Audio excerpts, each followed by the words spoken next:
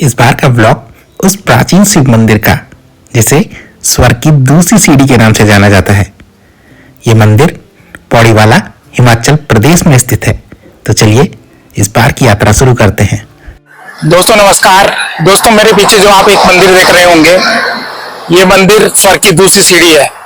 इस मंदिर का इतिहास लंकापति रावण और भगवान शिव शंकर से जुड़ा हुआ है। इस मंदिर की मान्यता मैं आपको बताऊंगा कि आखिर क्यों इसे स्वर्ग की दूसरी सीढ़ी कहा जाता है और किस तरह से इस मंदिर का इतिहास लंकापति रावण और भगवान शिव शंकर से जुड़ा हुआ है। बने रहिए मेरे साथ इस ब्लॉग में दोस्तों। लोक कथा के अनुसार इस प्राचीन शिव मंदिर का इतिहास त्रेता युग रामायण काल से जुड़ा हुआ है। माना जाता है कि लंकापति रावण ने इस मंदिर के पास ही स्वर्ग की दूसरी सीढ़ी का निर्माण करवाया, जिससे उसे भगवान शिव शंकर से अमरता का वरदान मिल सके। तो चलिए दोस्तों, इस मंदिर की ओर आपको लिए चलता हूँ और उस सीढ़ी के भी आपको दर्शन कराऊंगा जिसे लंकापति रावण ने यहाँ बनाया था। सीढ़ी जिसे पैड़ी के नाम से भी पुकारा जाता है। सीढ़ियों का निर्माण होने के कारण इस जगह को पौड़ीवाला नाम से जाना गया, जो कि नाहन क्षेत्र में पड़ता है। शांत जंगल से होकर गुजरती ये सूनी सड़क हमें महादेव के करीब ले जा रही थी। आप लोगों की तरह ही हम लोग भी बेसब्री से उस जगह का इंतजार कर रहे थे जिसे स्वर्ग की दूसरी सीढ़ी कहा जाता है। इस प्राचीन शिव मंदिर में अलग अलग लोक कथाओं का वर्णन होता है, जिनमें एक लोक कथा लंकापति रावण से भी जुड़ी हुई है। माना जाता है कि लंकापति रावण ने भगवान शिव की आराधना अमरता का वरदान प्राप्त करने के लिए की।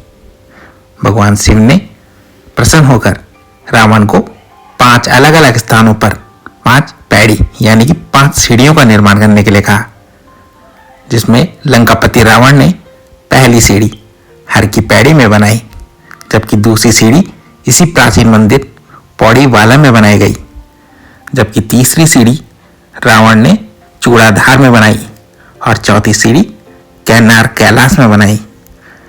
जब तक रावण 5वीं सीढ़ी का निर्माण कर पाता, उससे पहले रावण को नींद आ गई, जिस कारण वे 5वीं सीढ़ी नहीं बना पाया और उसे अमरता का वरदान नहीं मिला।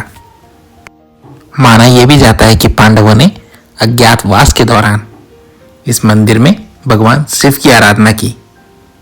इस मंदिर को कैलाश जाने का रास्ता भी बताया गया है।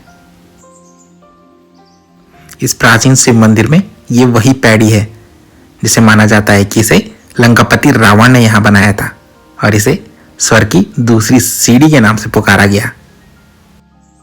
अगर आप लोग भी उत्तराखंड से होकर इस मंदिर में पहुंचना चाहते हैं तो आपको देहरादून के बाद शिमला बाईपास रोड से आना होगा। यहाँ नाहन क्षेत्र में आपको पौड़ीवाला स्थित ये मंदिर आसानी से दिख जाएगा।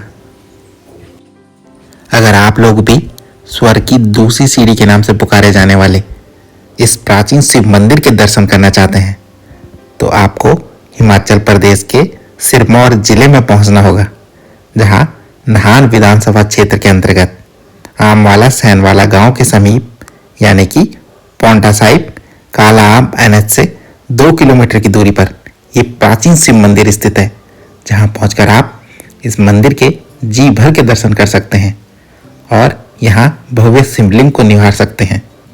मंदिर की एक अन्य लोक कथा भगवान विष्णु, मार्कंडू और मार्कंडे ऋषि से भी जुड़ी हुई है।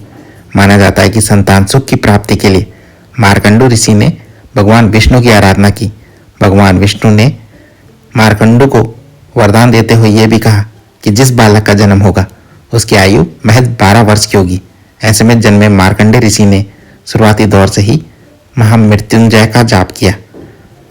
12 वर्ष की आयु पूर्ण होने पर और मृत्यु की घड़ी नजदीक आने पर जब यमराज अपने संग मार्कंडे ऋषि को लेने के लिए पहुंचे तो मार्कंडे ऋषि ने बाहों में शिवलिंग को भर लिया और ऐसे में भगवान शिव का जप करने लगे। भगवान शिव के प्रकट होने पर मार्कंडे ऋषि को अमरता का वरदान प्राप्त हुआ। तब से ही इस क्षेत्र में मार्कंडे नदी का उद्गम भी हुआ और यहाँ माना जाता है कि भगवान शिव इस शिवलिंग में बस गए। तो दोस्तों, स्वर्ग की दूसरी सीढ़ी के नाम से पुकारे जाने वाले पौड़ीवाला से ये था मेरा इस बार का ब्लॉग। मुझे लगता है कि ये ब्लॉग भी आपको मेरे पिछले ब्लॉग की तरह पसंद आया होगा। जल्दी एक नए ब्लॉग में मिलेंगे दोस्तों।